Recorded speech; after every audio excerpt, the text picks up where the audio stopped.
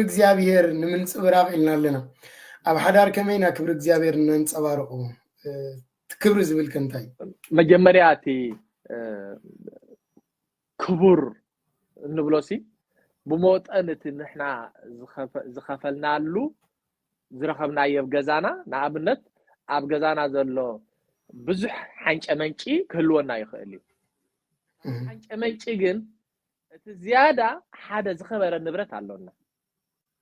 ዝኸበረ ንብረት ንምውናን ዝኸበረ ገንዘብ ስለ ነውፃሉ ዝኸበረ ገንዘብ ንምውፃእ ከዓ ብዝኸበረ ጉልበትናን ግዜና ስለ ነውፅኦ ኣብ ክቡር ቦታ ኢና ነቐምጦ ሕጂ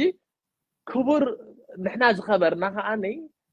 መጀመርያ እግዚአብሔር ኣኽቢሩ ይፈጢርና ድሕሪኡ ግን ክብርና ክንዕቅብ ስለ ዘይከኣልና ንክብርና ሓሊፍና ነቲ ፀላእ ሰናያት ሸይጥናዮ ሽዑኡ ብክቡር ደሙ ገይሩ ከዓ ንዓና ኣጥሪና ተበጂና ናቱ ክንከውን ገይሩና ካብዚኣ ትብገስ ሕጂ ኩሉ ግዜ ናይ ስፔሻሊ ናይ ቤተ ክርስቲያንና ኣልኪዳን ኣብ ቤተ ክርስቲያን ኣልኪዳን ክንኣስር ከለና ብመጠን ቤተ ክርስቲያንን ክርስቶስን ምሳሌ ገይሮም እዮም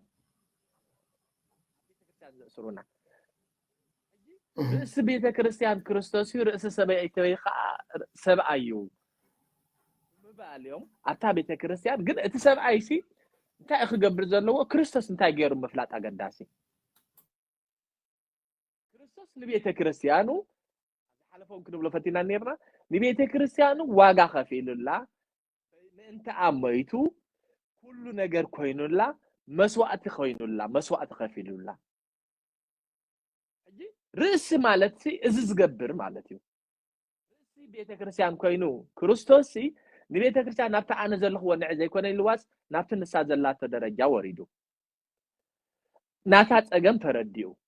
ናታ ቃንዛ ተረዲኡ ናታ ሕልፎ ዝነበረት ኣበየናይ ሓጢኣት ከም ዝነበረት ተረዲኡ ሽዑ እንታይ ገይሩ ንገዛእ ርእሱ ንመስዋዕት ኣዳልዩ ምእንታ ከዓ መስዋዕት ገይሩዋ ከማይና ንብል ኣታ ናይ መድሃኒ ዓለም ኣቦታ ተቐሚጦሞ ዘሎ ቅዱስ ያሬድ ፀሓፈሲ እንታይ ኢሎም ዘበንቲኣኻ ለቤተ ክርስቲያን ተፀፋኢከ በውስተ ኣውድ ከመ ትቀድሳ በደምከ ክቡር ምእንታ ቤተ ክርስቲያን ክትብልሲ ኣብ ኣደባባይ ተፀፋዕካ ምፅፋዕካ ጥራይ ደይኮነስ ብክቡር ደምካ ምእንታን ክትቅድሳ ከዓ ክቡር ደምካ ከፈልካላ እዩ ሕጂ እምበኣር መስዋዕቲ ምኽፋል ኢና ንብል ዘለና ምንፅብራቅ ክንብል ከለና ሕጂ ኣብ ክርስትና ህይወት ነቲ ዝፈጠረና ኣምላኽ እናፀባረቕና ክንነብር እንድሕር ደኣ ኮይና ናይ መጀመርያ እንታይ ኣብ ሓድሕድና ምክብባር ክህልወና ከማ ኢሉሎ ቅዱስ ጳውሎስ ናብዚኣ ክንመፅእ ከለና ቅዱስ ጴጥሮስ ሕጂ መበገስ ኢና እንታይ ኢሉ ቅዱስ ጴጥሮስ ዘዝግባአና ብምግባር ኢና ክብሪ እግዚአብሔር ነንፀባርቆ ሓዛ ኢና ሰማዕትና ዘዝግባአና ብምግባር ሕጂ ንስኺ እንዲኺ ከምዚ ትገብሪ ንስኻ እንዲኻ ከምዚ ኢንተርናል እንድሕር ንገብሮ ኣለና ፀገማት ፀገም የብሎም ኤክስተርናል ክንገብሮም ኣብ ዝፈተና ንስኺ እንዲኻ ክንብሎ ኣብ ጀመርናሉ ግዜ ግን ታይም ዝኾኑ ኩነታት ይባላሸው ቅዱስ ቤተ ክርስቲያን ግን እንታይ ዓዳትና ንኹላትና ነናትና ሂባትና ነናትና ብምግባርን ነናትና ስራሕ ብምስራሕን ድማ ክብሪ እግዚአብሔር ነንፀባርቕ ንናብራና ከዓነ ምቹእነት ይፈጥር ባታ ቀዳመይቲ ኣፍቅደ ሓደን ክልተን ቅዱስ ጴጥሮስ ክእዝዝ ከሎ ብዛዕባ ሰብኣይ ሰበይቲ እንታይ ኢሉ ከምኡ እውን ኣንተና ኣንስቲ ንሰብኡትኩን ተኣዘዘኦም ኢሉ ሕጂ ነዚኣ ብናተይ ሓሳባት ክመልኣ እንድሕር ጀሚረ ብናተይ ሓሳባት ክትክኣ እንድሕር ጀሚረ ምፍራስ እያ ትመፅእ እታ ምፍራስ ከዓኒ እታ ሰማያዊ ስርዓት እንዳፈረሰት እያ ትኸይድ ማለት እዩ ተኣዘዘኦም ይብሉ እሞ ድሓር ከመይ ጌርና ክንእዘዞም ከም ዘለና እንታይ ዓይነት ሜላ ክንጥቀም ከም ዘለና ኣብ ሓዳርና ሙቕ ናብራ ንምውናን እንታይ ምስ ንገብር እንታይ ምስ ዘይንገብር እዩ ክምዕድ እንከሎ እንታይ ኢሉ ገለ ነቲ ቃል ኣምላኽ ዘይኣምኑ ዘይእዘዙ ብኡ ዘይነብሩ ንዕኡ ሰሚዖምን ተረዲኦምን ዘይከዱ ንኣብነት ናይ ጸሎት ህይወት ዘይብሎም ክኾኑ ይኽእሉ እዮም ናይ ጾም ህይወት ዘይብሎም ክኾኑ ይኽእሉ እዮም ናይ ቤተ ክርስቲያን ልምዲ ዘይብሎም ክኾኑ ይኽእሉ እዮም ናይ ዕሽር ምኽፋል ልምዲ ዘይብሎም ክኾኑ ይኽእሉ እዮም ከምዚ ናይ ምስትውዓል ንመንፈሳዊ ነገር ክቡር ጌርካ ዘይምሕሳብ ብፍላይ ኣብ ደቂ ተባዕትዮ ሽግር ዝኸውን ኣብዚ ምዕራባዊ ዓለም እንታይ በቐሻ ሓወይ ኣብ ገዝኡ ትጸገም ስለ ዘሎ ንቕስ ምኽነብሎ ምእንታ ነቲ ፈውሲ ክርከቦ ሎሚ ንበዓልቲ ቤትካ ግዜ ከም ዘድልያ ኣይርድኦምን ዝበዝሕ ግዜ ብኢኮኖሚ ጥራይ ነቲ ገዛ እንድሕር ኣዘቕቢቦሞ ናይ ኢኮኖሚ ናይ ፋይናንሻል ፀገም እንድሕር ዘየለ ንሱን ጥራይ ኮይኑ ይርድኦም ፀገም ግን ኣይኮነን ኣብቲ ገዛ ድሓር ኣብቲ ሰብኣይ ምስ መፃና ክንሪኦ ኢና ሕጂ ግን እታ ሰበይቲ እንታይ ምስ እትገብር እያ ነቲ ገዛ ሙቐት ትፈጥረሉ ብዙሓት ከዓ ገዝኦም ኣፅሊእዎም ገዝኦም ሲኦል ኮይኑዎም ገዝኦም ምቕሳም ከሊእዎም ደገ ዝብሉ ከዓ ማለያ ይብሎምን ሕጂ እንታይ ምስ ገበረት ያ ገዛ ተማሙቕ ሰሎሞን ይብሎ ዓሻ ሰበይትስ ብገዛ ኣእዳዋ ገዛ ተፍርስ ይብሉ ሕጂ ዓሻ ምንታን ከይትበሃል እታ ሰበይቲ እንታይ ክትገብር ኣለዋ ከምዚ ዓይነት ሰብኣይ ከምዞም ዝበልኩም ናይ ጸሎት ህይወት ዘይብሉ ናይ ኩሉ ስነ ምግባራት መሰረት ዘይብሉ እንድሕር ኮይኑ ሰብኣያት እንታይ ክትገብር ትኽእል ብቃል ብጉስጢ ውፃለይ ብምባል ኣይኮነን መፍትሒ ኮነን እዚ ታ መፍትሒ ካብቲ ወሃቢና ካብቲ ፈጣሪና ኣምላኽ ታ ምኽር ክንሰምዓ ከለና እንታይ ዝብል ገለ ነቲ ቃል ኣምላኽ ዘይኣምኑ ሰብኡት እንተለው ድማ ከም እተኽብሮምን ብንጽህና ከም እትነብራን ምስራኣዩ ብዘረባ ዘይኮነስ ብህይወት ኣንስቶም ክምለስ እዮም እንታይ ያቀሚጡ ከም እተኽብሮም ምኽባር ማለት እንታይ ማለት እዩ ክዛረብን ከሎ ጽኒልካ ምስማዕ ማለት እዩ ሁሉ ምትግባር ማለት ኣይኮነን ዋጋ መሃብ ማለት እዩ ንዝሰርሖ ስራሕ ምድናቕ ማለት እዩ ኣብዚ በዝሕ ግዜ ዘይነስተውዕለሉ እኮ እንታይ ድዩ ኣብ በቐሺ ኣቅድምኻ ሰበይትኻስ ንዓይ ትንእድ እንታይ ኣለዋ ንዓይ ዘንእድ ኣቅድምኻ እንታይ ማለት ዲ ብኻልእ ኣዘራርባ ንስኻ ኮ ኢኻ ሰኒፍካ እምበር ንስ በዓል ክርስቶስ ከምዚኦም ዝገብሩ በልዮ ንሰብኣይኪ ንፍዕ ክትገብርዮ ትኽእል ንስኺ ኢኺ ኣባይቶ ኩሩዕ ሰብኣይ ክኸውን እትገብርዮ ንስኺ እዚ ቃለይ ቃል በቐሺ በረኸት ኣይኮነን ምሳሌ ሰሎሞን ኣብ ምዕራፍ 32 ኣብ ምዕራፍ 31 30 ክነንብቦ ንኽእል ኢና ደግ ሰበይቲ መምዘኒኣት እንታይ እዩ ነቲ ሰብኣያን ንበዓል ቤታን እተርእዮም ክብሪ እዩ እምበኣር እንታይ ኢሉ ቅዱስ ጴጥሮስ አንደርላይን ገይሩላ ኣሎ ከም እተኽብሮኦምን ብንጽህና ከም እትነብራን ምስራኣዩ ብዘረባ ክንዘይኮነስ ብህይወት ኣንስቶም ክምለሱ ይኽእሉ እዮም ሕጂ ህይወትና ኣብነት ክኾኖም ማለት እዩ ተኻልአይቲ እግዚኣብሔር ነንፀባርቆ ብኸምዚ ከም ተኣዘዝኦም ስለ ዝበለና ፈጣሪና ኢና ንእዘዝ እምበር ንሕና ንኣታቶም ሓይሊ ኣብ ልዕልና ስለ ዝሰልጠነ ስለ ዝበርትዐ ኣይኮነን እንታይ ደኣ እቲ ዝኣዘዘና ፈጣሪና ፖፕሽኖዳ እንታይ ኢሎም ኣለዉ ሲ ኣምላኽ ዝበሎስ ከም ዝኸውን ይኣምን እየ ኢሎም ፈጣሪኻ ስለ ዝኣዘዘካ ጥራይ ንፈጣሪኻ ብምጥማት ትገብሮን ትነብሮን ዘለኻ ተኽብሮን ዘለኻ ንበዓል ቤትካ እዩ ማለት እዩ ካልእ ኣብ ፍቕዲ 7,000 ንሰብኣይ እንታይ ይብሎ ከምኡ እውን አንቱም ሰብኡት ምስ ኣንስትኹም ብምስትውዓል ንበሩ በእምሮ ንበሩ እንታይ ማለት እዩ ብምስትውዓል ርእሲ ኮይንካ በቐሻ ሓወይ ንኢድ እንተዘይልኢኽካዮ ንእግሪ እንተዘይልኢኽካዮ እንተዘይማእዚንካዮ ኣብ ክውዕሎ ዝግብኦ ነገራት እንተዘይመሪሕካዮም ብኣንጻሩ እቶም ከፍርዩ ዝግብኦም ነገራት የዕንው እዮም ስለዚ ብምስትውዓል ንበሩ ክብለካ እንከሎ እንታይ ኮይና ዘላ ሎማ ሓንቲ ዘይባህሪኣ ጸርጸር እንድሕር ትብል ኣላ ኮይና ገለ ነገር ኣጉዲልካ ኣለኻ ገለ ነገር ኮይና ኣላ እንታይ ኣዲኹ ወንኪልካ ዲኻ ትግልድማ ወይስ እንታይ ጎዲሎ ብትገዛ እንታይ ኣጉዲላ ኣነ እንታይ ኮይና ዘላ በዓልቲ ቤት ኢልካ ኢኻ ጎደላ ክትምልእ ትደሊ ምክንያቱ ክብሪ እግዚኣብሔር ንምንፅብራቕ ኢኻ ንስኻ ነቲ ናብራ ጌርካዮ ኮይናቶ ዘላ እንድሕር ክትርድኦ ዘይከኣልካ ዝበዝሕ ሕጂ ኣብዛ ናይ ሰብኡት ምስ መፃና ኣብ በቐሻ ሓወይ ኣብ ደገ ይኹን ኣብ ውሽጢ ዓድና ዕዕናዊ ዝኾነ እንታይ እዩ ፈሊጥካ ዲኻ ግዜ ኣይህብዎንን እዩ ከምቲ ዓንተ ዝበልክዎ ነቲ ገዛ ብገንዘብን በቑሑን ምምልኦም ብሓንጨመንጭ ምግዝኦም ምምልኦም ሲ ንሱ ጥራይ መፍትሒ ኮይኑ ይረኣዮም ኣብቲ ገዛ ገሊኦም ኣብ ብላርዶ ይኸዱ ገሊኦም ኣብ ኩዕሶ የምስዩ እሳተን ኣብ ገዛ ፍጭን ክብላ ንሳኮ በዓልቲ ቤትካ እምበር ሰራሕተኛኻ እውን ኣይኮነትን ግዜ የድልያ ምሳኻ فقر ክትሕልፍ የድልያ ምሳኻ ክትዘራረብ የድልያ ብዛዕባ መጻይኣ የገድሳ ብዛዕባ ሕሉፋ ክትዕልል ትደሊ ብዛዕባ መጻይኣ ፕሮግራም ክትሰርዕ ትደሊ እስኻ ክሳብ ክንደይ ናይ ግዜ ትህብ ኣለኻ ንመንፈሳውነትካ ዝምልከት ክንጽልይ ዲ ዘለና ክንቆርብ ዲ ዘለና ክንምጽውት ዲ ዘለና ዕሽርና ክነውጽእ ዘለና ክትብል እንከላ ክሳብ ክንደይ ናይ ጽኒልካ ትሰምዓ ምክንያቱ بمثلتي السب ودسبسي أبغى شيء زي تسمع عن البحر اللي أنا خزار بايك اللي خطلع كله أنا وأنت زي سميعك هم سمعك هذا اللهم بناتي عين زي رجال تلك خطلع تخليني نسمع مسمع خمس أسي مسمع كله خلال الله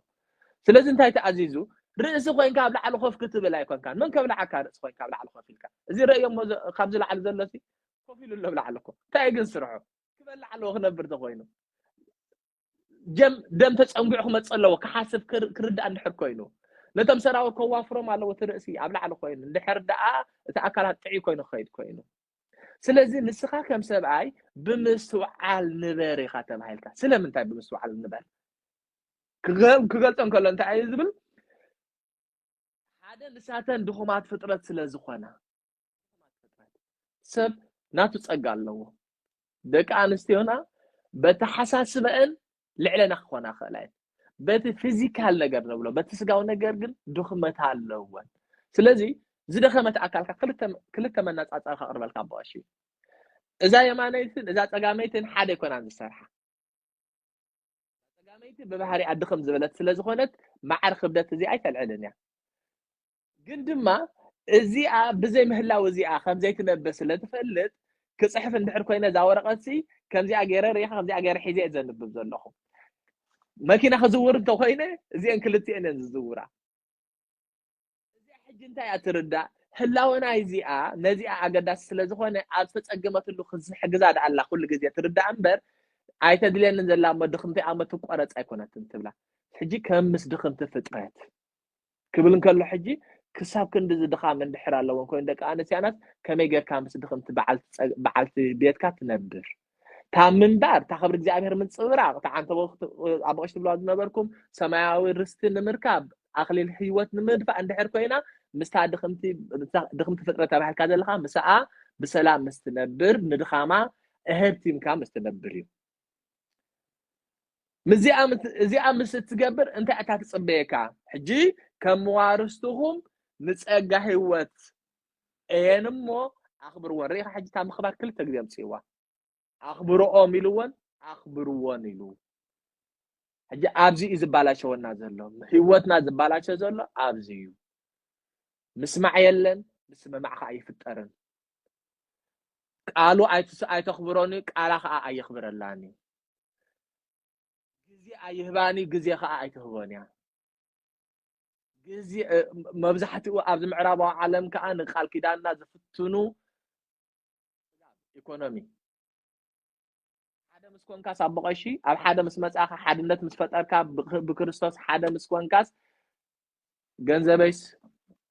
أنا جنزبك حس خا جنزبك حاجة تقولي كم أنت عادي ومتى تقندي شجر قدس باولوس كو جنزب صار كل حد يعتيلو حدا نت حدا خين كان خمس خاص نازل خمس جير كان مقاقيل كان مليس كان حدار كان سايت أتو نفاس تأتو حجي بزي قبل انت عايز تمثل كاسيت عن حمايتها تاعتولك اها نسكو بزح غنزب يلو يخوني نساكو غنزب بزح يلو اخو نساكو بزح غنزب حيزه اخم تبزلا نسخمو خمس غبريو نسخم خمس انت هانتيو ود سب ببزحت غزي انت يمثلك اكن زقسنو زي يقسنو اكن سلام زهبوت سلام زخلو حيزو زخيد سلازي نيتي بحر እግዚአብሔር ንምንጽብራ ወይ ክብር እግዚአብሔር ንምንጽብራ እንድሕዳ ኮይኑ ታ መጀመርያ ንገብራ ንሳክ ተኽብሮ ኣለዋ ንስኻ ከኽብር ኣለዎ ከምዚኣ ምስ ንገብር ኢና ክብር እግዚአብሔር አንጸባሪቅናን ሓሊናን ኣለና ክንከይድ ንብል እሞ ክምለስ የደሓን ንስኻ ገለ በለ በሽራሕ ይዘካስ ገላል ጻት ገልጽ ወጸኒኹም ይኹም ክብሪ መቸም ተኽቢርካ ከተኽብር እግዚአብሔር معنا كخبرنا كله ولا حنت خبنا زدلي نجريل نحنا ونعوز هبنا نجري يبلنا እግዚአብሔር أخبيرنا يو أخبير غاني كم تعمتوا ولا تقدس غون حدار يبلنا حجي نتقدس غنا حدار ذهبنا نتنا عنا ذهبنا እግዚአብሔር አይኮነው نتنا عنا ذهبنا حدار أخبرنا نمحز كنكبابر نسخ خبرة نسخ تخبره قديت له مالي حلفنا له مالي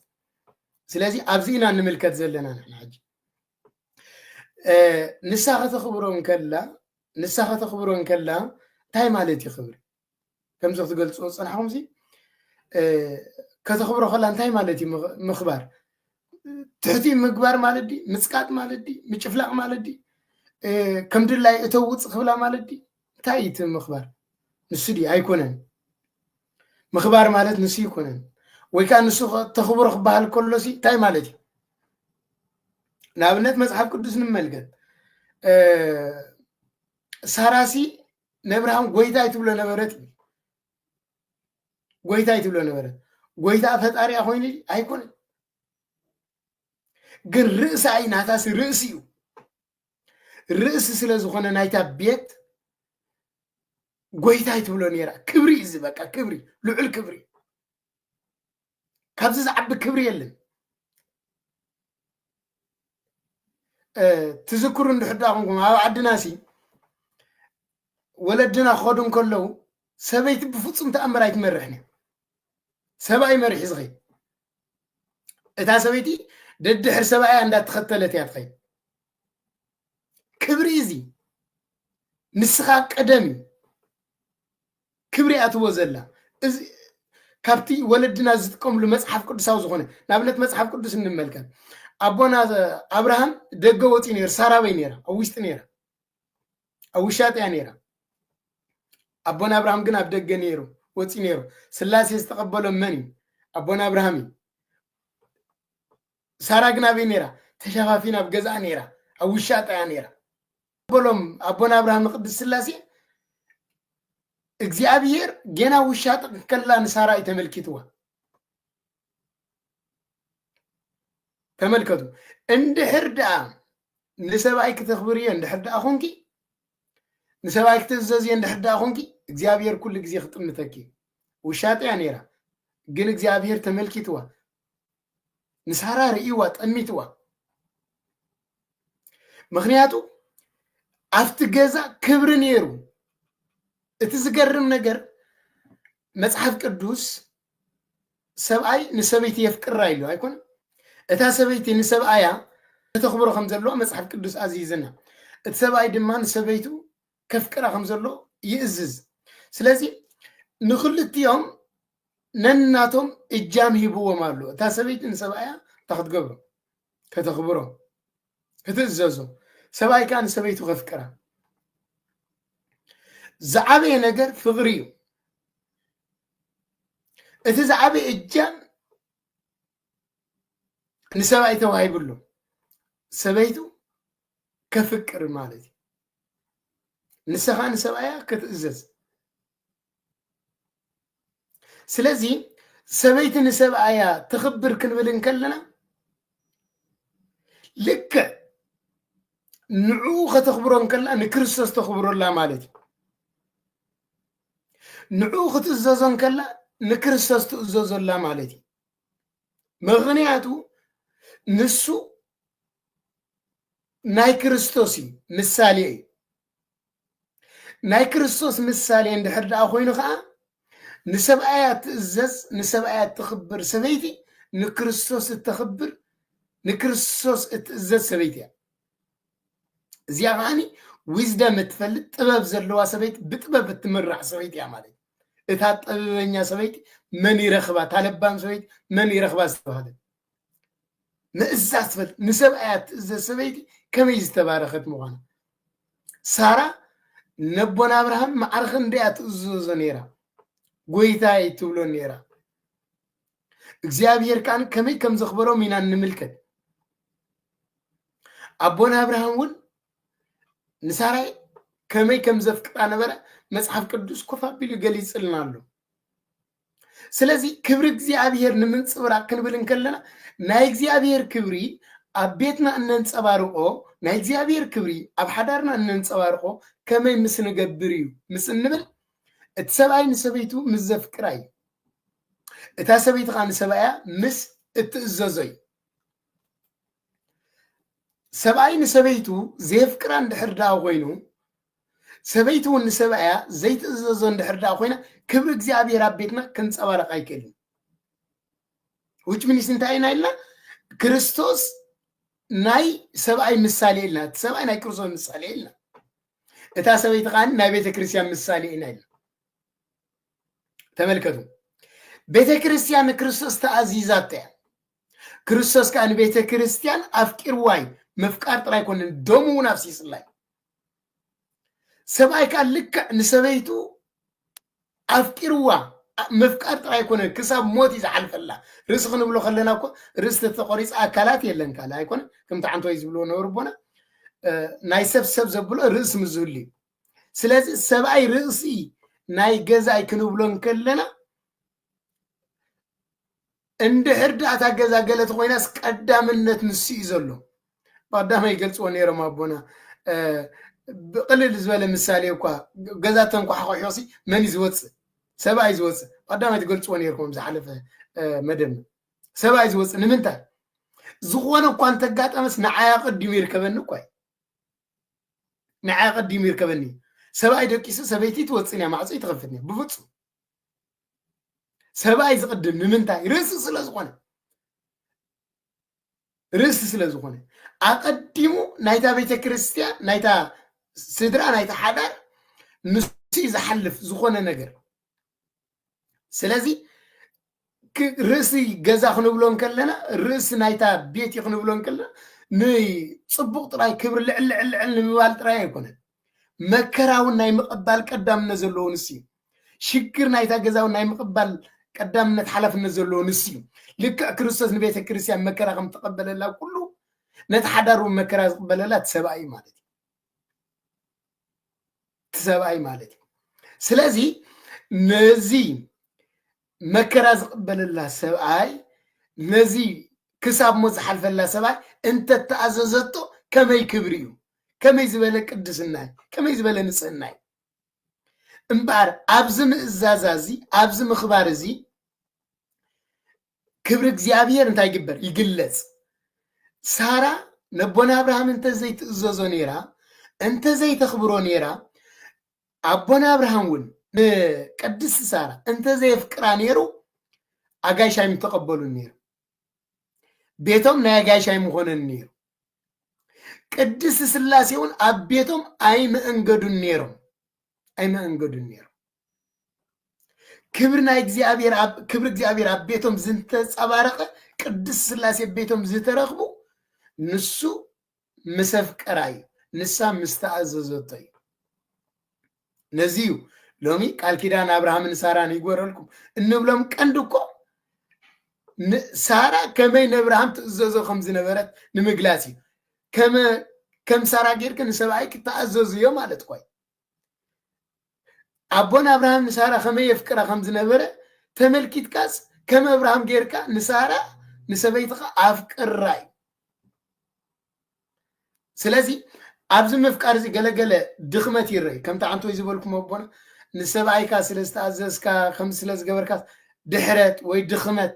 ኮይኑ ይስምዑ ኣሎ ግን እዚ ዘይምእዛዚ ድሕረት እንድሕር ዳ በዚ ተኸይድና ክርስቶስ ቤተ ክርስቲያን ምማጡ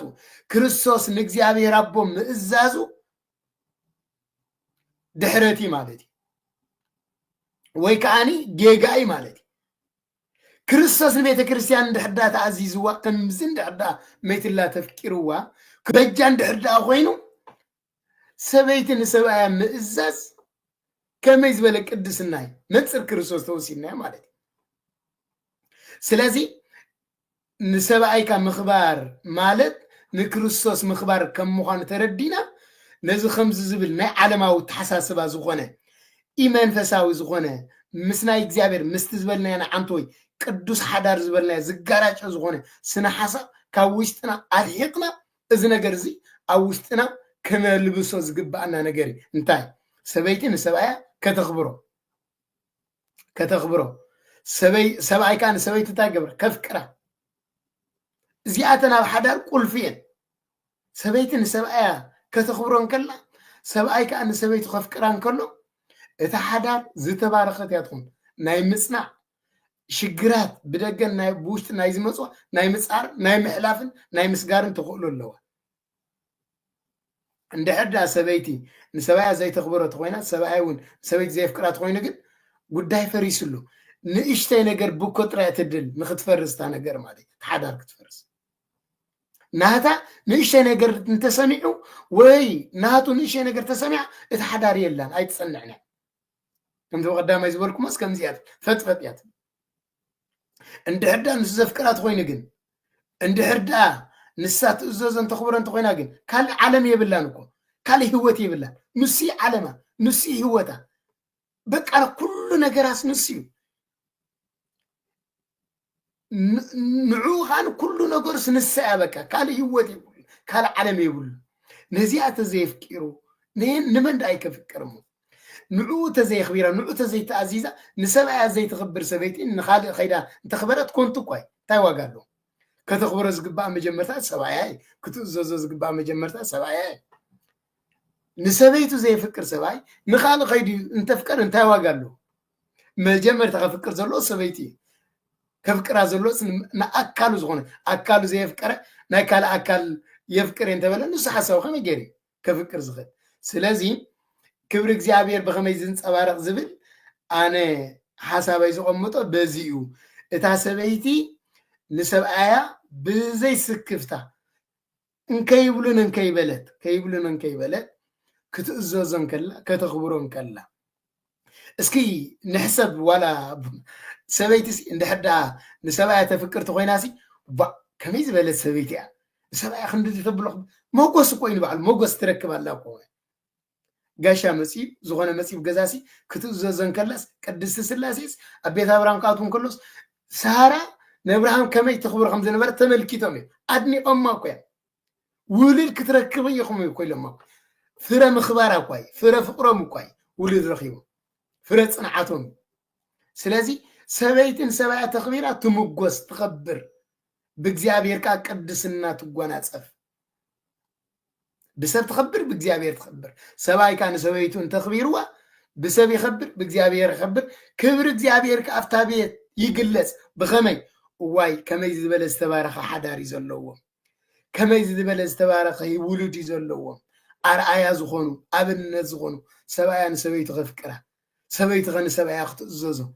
تباهيلو نخال أبنت يخونو مالي بزغه كبر إግዚአብሔር يقلص عنه إግዚአብሔር يخبر عنه يقني اللي يبون عنه يحيى نابغ ماس أي صبغتيا زيادة حسابات عندما مسألة كان لازم تصير هتقرم النجار زي أبنا برانا صب هو تمتلكه أوش أبكا أبيك إيش زلكا ستأمانة فليو تجز حد حر نسخة فليها عندما تندحر بعث بيتك نتنات كاخبر نتنات كالعلنا نتنات كأبركتات كونترفيت نبلا أب تجزع النجلس أتندحر كيدك أب دق مسكتك مروي غات خون سيلف كونفيدنس عليك اندحر أب تجزع كله أنصار مورال كذب بهالكوينو أب دق مسكتك مقبح بحن دهولني غات خون بعث بيتك خالك صبق أبصر حتى صبق اندابلك تقندي زين استوعب لا انت اي مزيدك بعال قصه بعال سبيت خصص كصبق زغبرو ناي بعال سبيت خصص غزان كصبق اكادادنا عز سبيت خصص تصبق لمن انت احد سبيت خاخوم تبلا زلخ نفع سبعيسي بزحت لبامات الله ام نسخ جن كلن تبهلسيه جري تزرار باخا بزحت مستوى على الله ام نسخ جن كاب كلن نلعن مستوى نخالت كوي صرفك نسب تقاطر يحات بزلخ حجب دقه مسكدن سيلف كونفيدنس الله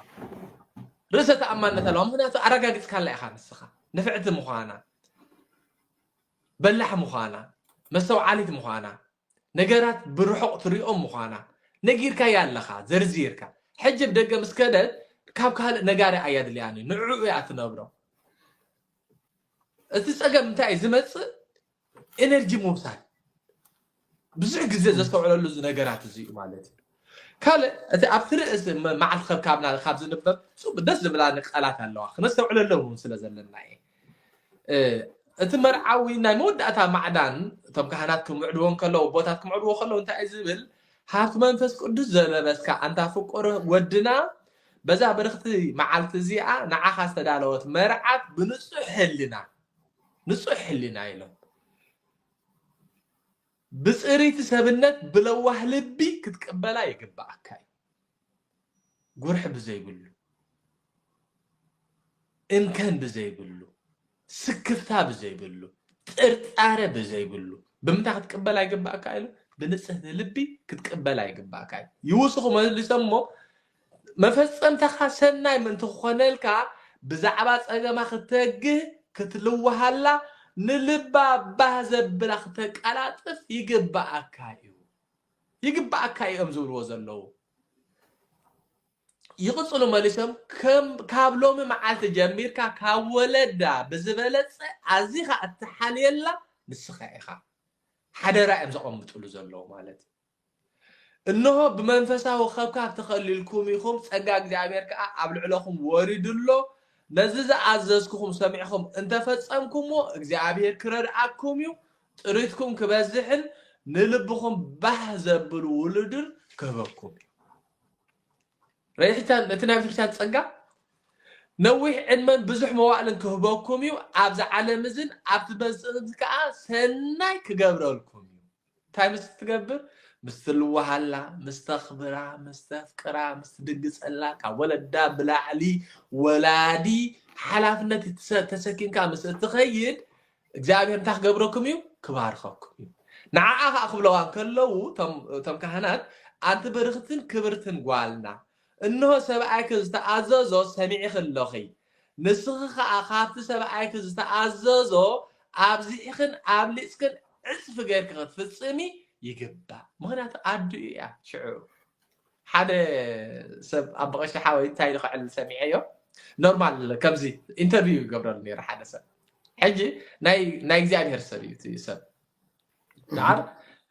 كندي قول علوهم سبعي سويت انت حسابي منيرهم كندي قول علوهم يلسي نس قدما بين حجن تايلو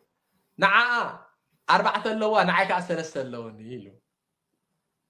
وا حجي سمبيري نس اقدي مزا زولرته مالت ديدا اما اني اي اغلغالي كمي دالو دازي حجي تالا قالا صبت عم دس لزبلتني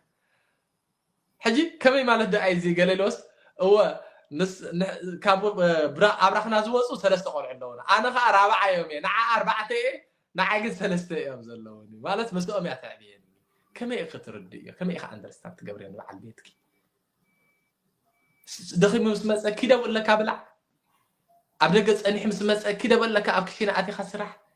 دخي من كله كده وتحصبو دخي من كله كده عراتن صفو كده غزاول ولد يخفيليو دخي مك اخا ما عرف حجي دخيم كاي خامو حجي زدلك نجر كقربلك يا اختم لي اد مالت اد خمي اتقبر ندق ختقبر لهم نبعل بيت خمو دي ختقبر لهم حقي كندز عينت كبري كندز عينت نجرات اندا تقبر له ارزنا كسب يلون يكون كنزو زلو ግን اي مصابن فتح اي موحد نيربو اشي حجي صار እግዚአብሔር فوكس አይኮነ صار እግዚአብሔርስ ንኽትስከሙ ብቻ አይኮነን ከምዚ ዓይነት ነገር እንድሕንዳ ነበርካ ትኸይዳ ኣለኻ ኮይንካስ ህይወት ዕምተ ይኮነት ይቕፅል መሊሱ ሽሕ እኳ ምስኡ ሓደ ኣካል እንተኾንኪ ንሱ ክመልከኪ እሞ ክተኽብርዮም ክትፈርሕዮም ግቡእኪ እዩ ማዕዶን ትእዛዝን ብብርህ ገፅን ብሕጉስ መንፈስ እንዳተቐበልየ እምበር ኣይትእበዮ ኣብ ቅድሚኡ ኣይትዕዘምዝሚ ብኡ ኣይትቆጥዒ ዝኾነ ነገር ከዓ كتو أيتدفعلو نابل اسمه حجي زم نجارات زياتهم تحدى لعلة تحدى كصعان أيقونن نتحدى صار كوخ بدولو أيقونن نابا أينا ناتسال سيتنا تبندينا نخيزل لنا حجي صار كوخ بدولو أيقونن انتهي دقا كمي جير كانت هيوت أقليل كايو اتزفت أنا كأملاح كأني نخورو تطو كم زبال كان نتناسو عبيت كأخ تقلس كم زلحان كتوريو زز قبعا كان بس تقبر بمبالي ما أبزعت أخلنا يقني اللي باشي قروم بتعم دسب بالله بنا قال يو تسمع لنا أواخلنا هنكت صلينا صار حد نمتصار إلنا سالسيتنا بي قميتنا لنا انتهى صار حد نمتصار تاينا خمس نسو تاي ختصور ساس تاي ختصور زول اسكن الملكة